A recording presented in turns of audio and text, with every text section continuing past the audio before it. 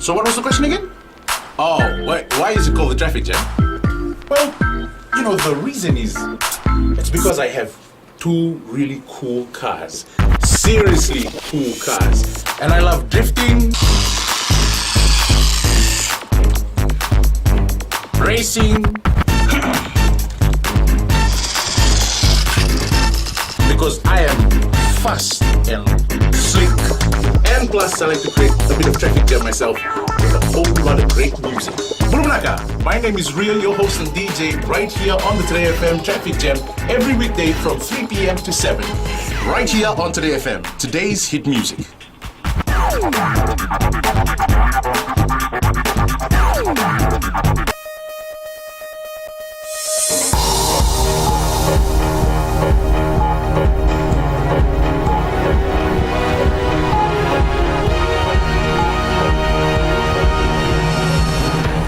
In this bulletin, Tropical Cyclone Pam remains slow-moving but poses no direct threat to Fiji.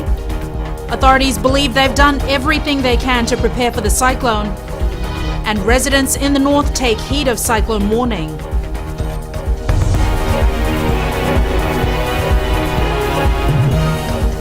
Good evening, I'm Jackie Spate and this is FBC News.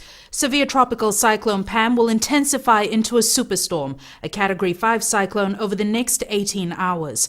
At this stage, it's a Category 4 cyclone moving very slowly. The concern for Fiji is the heavy rain that will come with it, which could cause flooding. Christopher Chand reports.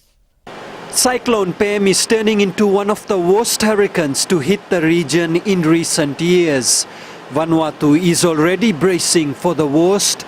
Fiji is on alert for possible flooding and strong winds. Yes, Fiji is quite lucky in the sense that this is quite an intense tropical cyclone. It is Category 4 right now and expected to further intensify into Category 5. If you say in the last decade, yes, it's one of the biggest cyclone in the sense that it's hitting the top of the tropical cyclone category scale. The superstorm is moving at about 9 kilometers an hour, taking its time on its current path.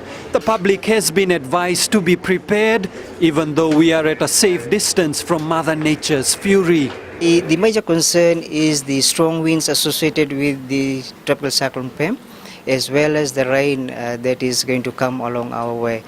We have seen that in last 24 hours some significant rain has been recorded. Parts of the country have already started experiencing the effects of Cyclone Pam, with strong winds and heavy rain, which is likely to continue over the next 2 days.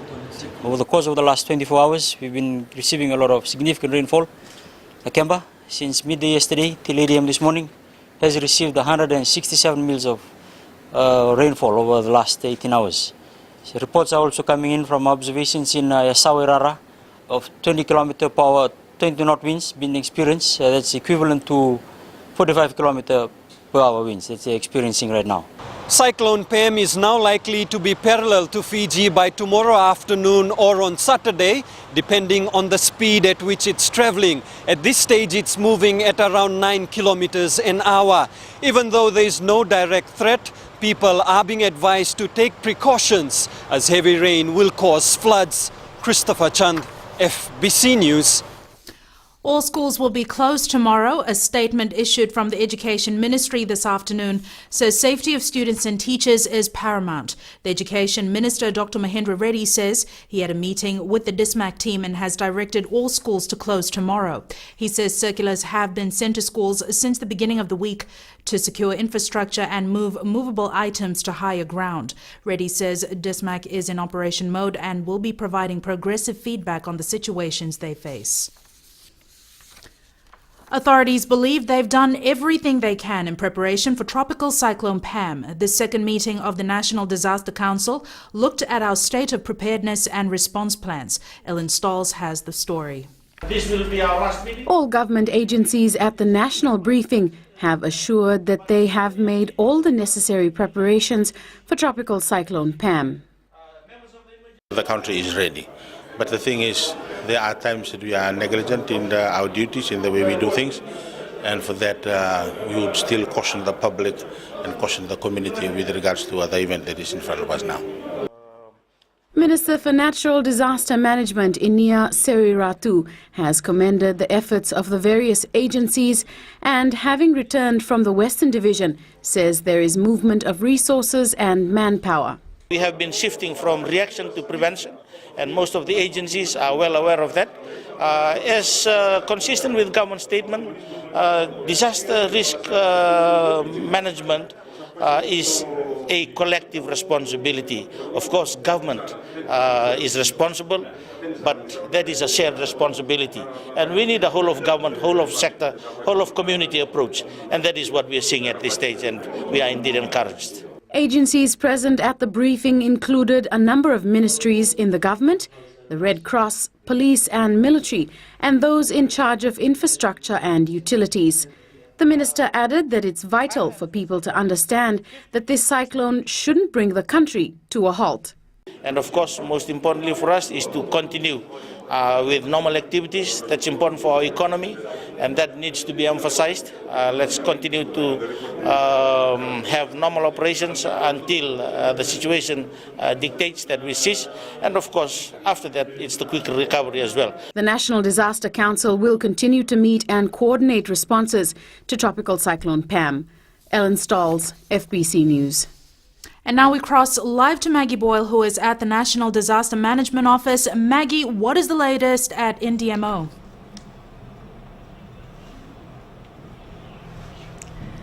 Good evening, Jackie, and good evening, viewers. I'm here with the acting director for the National Disaster Management Office, Mr. Akapusi Tuifangalele. He's going to give us a situational report as of 6 o'clock today. Akapusi. Thank you very much, Maggie. As of now, today is the fifth day that we have been following this TD11F turned to tropical cyclone Pam on Tuesday. We have been working very closely with the Met Office in Nandi just to make sure that the updates that we are giving out to the general public are actually correct and accurate. As of today, we have had 2 meetings of the National Disaster Management Council. The first one was held on Monday, and today is the second one. Also for the clusters, today was the second day of meeting. Around the countries, throughout our divisions, with our divisional commissioners, the provincial administrators, and the district officers, what they actually have is that their state of readiness have been upped since Sunday, and as of now, as I speak now, all stations are ready to go, and we are just on the wait and watch situation right now for tropical cyclone Pam as it moves down to the country. The other things that we would also like to mention here is that the schools are now being directed by the Ministry of Education to close for tomorrow. The safety of our children is very important, and it is one of the issues that we would like to see because they are done properly, because the same school are also being used for evacuation centers. From here, we also have through the Ministry of Education more than 300 schools already been identified to be evacuation centers. There are also churches and other community buildings that are being put out. Overall, about 733 centers already been identified to be used if needed for this tropical cyclone Pam. So the country is actually ready from the government side, and we have also been liaising very closely too with the non-government and the civil society organization, and together with our partners here in the region. And also internationally, Fiji is actually on the ready to go in terms of the preparedness and the operation with regards to the tropical cyclone Pam. Thank you, Akapusi. And there you have it, Jackie. Back to you. Thanks so much for that update, Maggie. Heavy rain and high tide have caused a flooding at Wadi District School on Lakemba in the Lau Group. Students were not attending classes today due to the disruption caused by heavy rain yesterday, which flooded the school. He says the school is prone to flooding during unusual high tides, and this time around, heavy rain worsened the situation. One of the classrooms was badly damaged as water levels rose. Heavy downpour started at 7 a.m. yesterday and stopped at midday. After the heavy rain, Wadi District School was flooded and the classroom was damaged. Lakemba received 167 millimeters of rain overnight. Residents in Lambasa are taking precautions in light of Cyclone Pam. People have taken heed of warning by the Weather Office and the National Disaster Management Office. FBC News spoke to some residents living in flood-prone areas who say they are not leaving anything to chance and want to minimize the risk. We usually take caution of that. We don't usually go to the sea because, you know, the hurricane is coming and all those stuff. We have to be alert and ready, everything, especially in your home, in the land, even your family. It should be taken very seriously. Just like they're having saying a lot of rain and you expect heavy winds. So in that case, people should buy the batteries and torches and get ready, candles, everything. When I asked my boys about the sea, it was very rough. And I confirmed and I already heard from the radio, FBC, and then I called my boys from phone to them to contact them to come back. Yes, I have family in higher grounds, so I will go to them. Residents in other areas have also been urged to take precautions. Coming up ahead, Fiji police to strengthen ties with Chinese counterpart.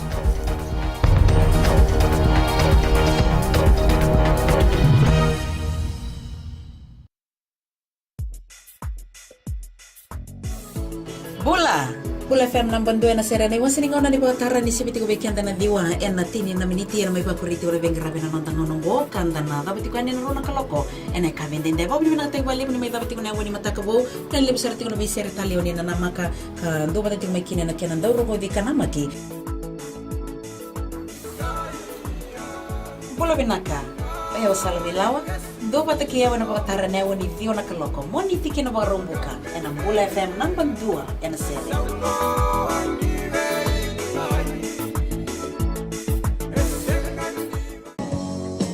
My name is Luca. I live on the second floor. Gold FM, only the classic hits. I hope you're having fun so far. You're listening to The Ride, and I'm Kara, taking you through your afternoon. Stay with me to listen to more awesome classics right here on The Ride. Mulubinaka, for awesome sounds in the afternoon. Wonderful, wonderful classics. Join me on The Ride every weekday right here on Gold FM, only the classic hits from 2 to 7. Just don't ask me what it was. I think it's 'cause. Welcome back. This is FBC News. The Parliamentary Standing Committee on Justice, Law and Human Rights has been briefed about the proposed new company bill expected to be tabled in May. The briefing by the Chief Draftsman covered a number of issues. One of the issues is the inclusion of directors' duties, a first for Fiji, as well as a new penalty regime in which you could cop a fine up to $270,000 for insider trading. Maggie Boyle reports. The new companies bill is one of the more comprehensive pieces of legislation with 743 clauses in a volume close to 500 pages long. Currently before the Parliamentary Standing Committee, it is a bill that could change the face of doing business in Fiji. Committee Chairman Ashnil Sudhakar says this session is helping the committee members better understand the complicated bill. Basically advising us on how the bill was drafted and what's the rationale behind moving away from the Companies Act of 1985, which was in fact the Companies Act of 1983, which was consolidated in 1985. That's the applicable law in Fiji at the moment. But what Mr. Cowley is doing in a very fruitful and very educating way is taking us through the bill and telling us what's hoped to be achieved with this bill. Chief Draftsman and Senior Partner of the Australian law firm Minter Ellison, Bruce Cowley, says the new bill is aimed at strengthening consumer protection and streamlining business processes. We try to make it as accessible to the public as we can. I know it's quite a long act, but it's a really important one for the development of Fiji, that we have an up-to-date, world-class companies legislation which regulates companies, makes life as easy as we can by reducing red tape, but also introducing some new concepts like directors' duties. There haven't really been any duties on directors in Fiji before now. This is really the first time, and we're trying to make sure the directors keep or perform to a reasonable standard and act in the interests of shareholders in the company at all times. Cowley adds that also significant in this bill is a new penalty regime. There is imprisonment for people who misbehave, for directors who act dishonestly or recklessly can be sent to jail under the new laws. So the penalties are now a lot harsher than they used to be, but we've tried to be fair and balanced about the way we've introduced. Can you give me an example of what the penalty would be in the new law, for example, for insider trading? Yes, I mean, this is something that I think the committee is still looking at today, penalties for insider trading, but at the moment we're proposing a very, very substantial fine. Of $10,000 and a prison term of? Well, actually, what we're proposing at the moment is a fine of up to $270,000 for an individual. For a company, it can be 5 times that much, so very substantial fines. Cowley also held a similar briefing with all of the government ministers in country at the Attorney General's chambers in Suva yesterday. Maggie Boyle, FBC News. Increasing mutual cooperation in various fields is a goal for the Fiji police force and its counterpart in China. This was highlighted by China's ambassador Zhang Ping during a courtesy call to the police headquarters at Lauvala this morning. Savara Tambua has more. Ambassador Zhang Ping was accorded with Guard of Honor at the police headquarters this morning. While delivering his speech, he said the two forces need to work together to meet whatever is required in terms of services. We face lots of common challenges, and I think it's I think the only way that we can cope with these kind of challenges is through cooperation. So I'm committed to promoting that kind of cooperation. China is assisting the Fiji police force in training and management, which Police Commissioner Ben Grunewald says uplifted the standard of services provided by the force. The People's Republic of China, where they undergone training in various fields, management fields, investigative fields. That is to a huge privilege to us, and enhancing the skills of our police officers. Ping was also advised that Fiji is embarking on enhancing partnership with the public through community policing partnership. Sabira Tambua, FBC News. It's World Kidney Day today, and one family whose daughter is suffering from kidney disease says treatment is very expensive despite assistance from the government. Shireen Lata spoke to the mother of the youngest patient receiving dialysis at the Kidney Foundation of Fiji. 15-year-old Pallavi Chandra of Lambasa is on dialysis treatment in Suva from July last year. Her mother Seema Chandra has been on her side since day one. When she was diagnosed, within a month my mother-in-law passed away because she was very disheartened, and I had to leave my young child back home and my family, and I had to come with Pallavi, and we had to stay here for almost about 4 months, and then the dialysis center was opened in Lambasa. While the family is grateful to the Health Ministry for the free dialysis Pallavi received for the first 3 months, Chandra says continuing treatment from thereafter has been financially challenging. It was very hard and difficult times for us to organize everything for Pallavi to have her transplant, and we wish to thank each and everyone who has helped us in our hard times. The family has so far spent close to $15,000 on dialysis. An additional $30,000 was collected with the help of family and friends for Pallavi's treatment in India next week. Dr. Chochi Malani of the Kidney Foundation says 400 new cases of kidney failure are recorded annually. So if you look after your own kidney, you might not end up here. And that's what we are hoping, that people will not end up in our area for dialysis. One of the main areas that we want to focus on is actually the management of diabetes, recognizing kidney disease in diabetes early, before the kidney failure actually sets in. And obviously with that is, your general management of NCDs. With the theme Kidney Health for All, the Kidney Foundation of Fiji is urging everyone to live a healthy lifestyle to help reduce risks related to kidney disease. Shireen Lata, FBC News. We turn to sports now. Here's Jamie. Thanks, Jackie, and good evening. In sports, after the break, injuries and cold bug plague Vodafone Fiji's 7th side and World Rugby Pacific Challenge to go ahead their schedule. This and more coming up.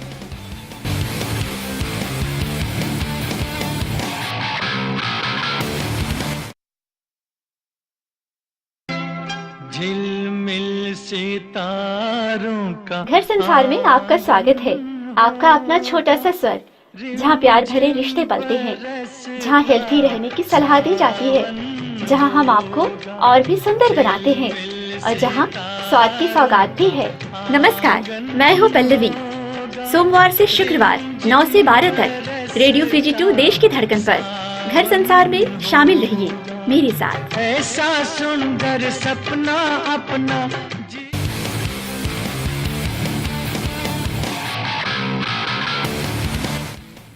Welcome back. First up tonight, a cold bug and injuries have hit the Vodafone Fiji Sevens camp in Deumba, where preparations are underway for the Hong Kong and Tokyo Sevens tournaments. This has made it harder for Coach Ben Ryan's naming of a final squad, and he admits he needs more time to pick out the best 12 players. Talen Daudakadaka reports. Fiji beat the Maris Sevens player of the tournament, Eminoni Nasilasila, is unlikely to be recalled into the Vodafone Fiji Sevens team for the next leg of the World Sevens Series. Nasilasila's outstanding form in the Maris Sevens made him a sure call-up for the national squad, but he has been held back with an arm injury. Yep, he's got a rotator cuff injury, so that means that his power's fine going forward, but he's very limited here, and obviously in rugby, you know, there's a lot of that. Nipi playmaker Vatemo Rabobo has been struck down with a cold, and Ryan has brought in Waisea Nadhungu as a precaution. No, Fatimo's just got a cold flu, so he's in bed resting, go to the doctors first, and some help with that, but no, nothing major. I mean, if you know, he's played a lot of rugby last 2 weeks, and you know, Vegas was a big tournament for him as well, so not surprised his body's probably saying, come on, give us a bit of a rest. With a whole lot of players recovering from niggling injuries, Ryan may not be able to announce the final squad tomorrow. I think where we're also sort of moving towards is it's going to be difficult to name a 12 on Friday, just with a few knocks and niggles. Isaki Katonibal just recovering from injury. Fatimo's got a bit of a cold, and Eminoni as well. Oscar's hand. So what we might do is just name 16 and give some of the boys coming back in as well. It is not the ideal environment Ryan would have wanted just 2 weeks out from the Hong Kong Sevens. Just like the rest of the country, Ryan will be hoping to weather the storm in his squad and be able to name the best possible team for the Mecca of Sevens. Talento Dakadak, FBC Sports. Despite bad weather expected for the weekend, the World Rugby Pacific Challenge Round 2 matches will go ahead as scheduled. Organisers believe ANZ Stadium should be able to hold strong for the 3 rugged matches. Rohit Deo with more. Tropical Cyclone Pam has brought in torrential rainfall throughout the country, and the same is expected for the next few days. With the second round of matches scheduled to take place this weekend, organisers say the games will continue. For the time being, the game is still going ahead on Saturday. I know that there's weather warnings that it can hit in the morning, but then again, each hotel where the teams are staying have also been they've briefed each teams about their individual disaster management plan, and also we have also briefed them all the important numbers that they need to know, the emergency services. With that, I guess we'll just have to wait, and hopefully Pam will go away. Sorovaki says they may postpone the matches if the weather worsens, and all team officials have been advised about this. Well, it is something that we had briefed all the teams managers on Tuesdays, on Mondays at our meeting, and you know, they understand that it's something that's probably beyond our control, and you know, we'll make the decision when we come to that. Meanwhile, the Fiji Warriors side visited Valentine Memorial School today. The leader of the side believes visits like these motivates his team for crucial matches ahead. It helps a lot, you know, with the boys, especially when we're just camping, just focused on rugby. Programs like this takes us away from rugby just to see the Fiji supporters, especially here, the girls, supporting us. Though they don't come to watch the game, but it's good to know that they're supporting us. The Fiji Warriors take on Junior Japan at 3 p.m. this Saturday. In other matches, Argentina Pampers takes on Tonga at 11 a.m. while Samoa face Canada at 1 p.m. Rohit Deo, FBC Sports. Fiji para table tennis players will take part in the Pacific Games competition for the first time this year. This is a big break for people in the sport with special needs, as medals will also be up for grabs. Fiji table tennis officials are happy to take a squad and are hoping for a good outing. This is a really momentous and historic occasion for us. to take our first ever group of para table tennis players to the Pacific Games. This is the first time in the history of the Pacific Games where para table tennis is being staged as a medal event. The Pacific Games will be held in July in Papua New Guinea. Meanwhile, tonight at 10:30, you can catch the highlights of the South Africa United Arab Emirates match, which will also be shown at 10 a.m. and 2 p.m. tomorrow. And before I go, remember FBC Sports Lounge premieres tonight at 9:30. Join FBC Sports editor Inder Singh for the latest in local and international sports. You don't want to miss that. That's it for me. Jack is up next with business.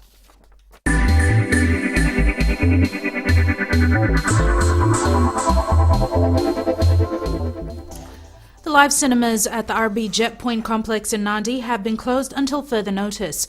A fire in the electrical switchboard room of the Stage 2 building housing retail and tenants forced the closure. The fire damaged the power distribution network for the building and, to some extent, the Live Cinemas building early yesterday. RB Patel Group Limited, in a statement, said their electrical contractors have inspected the damage and started work on the restoration. It says the cinemas were closed as a precautionary measure.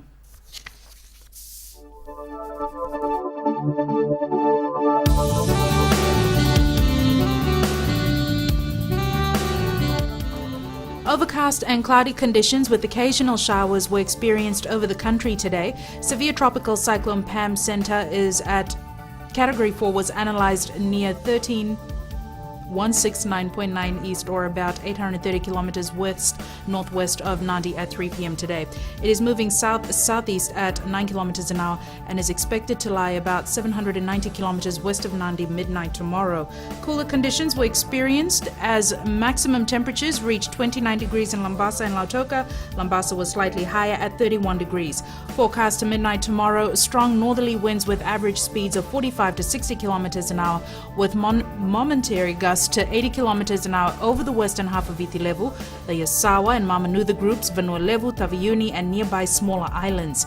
Elsewhere, expect fresh northerly winds, gusty at times, periods of rain, heavy at times, and squally thunderstorms. Flash flooding of low-lying areas is possible, rough to very rough seas. Saturday's outlooks: periods of rain, heavy at times, and squally thunderstorms over most parts of the group. Northerly winds with average speeds of 45 to 55 kilometers an hour, gusting to 70 kilometers an hour. And the main points again: a severe tropical cyclone Pam will intensify into a superstorm, a Category 5 cyclone, over the next 18 hours. All schools will be closed tomorrow, and authorities believe they've done everything they can in preparation for tropical cyclone Pam. This week's poll question we're asking: should Piotawai play for Fiji in the Hong Kong Sevens? Visit our FBC website to take part. Remember, you can send us newsworthy pictures and videos on email citizenseyes@fbc.com.fj or share it with us via Facebook page FBC News. And if you're on Twitter, follow and tweet us your news tips at FBC_news or simply hashtag FBC News. And that's our bulletin today. Join the team again at the same time tomorrow. Stay safe. Ni Modamanda.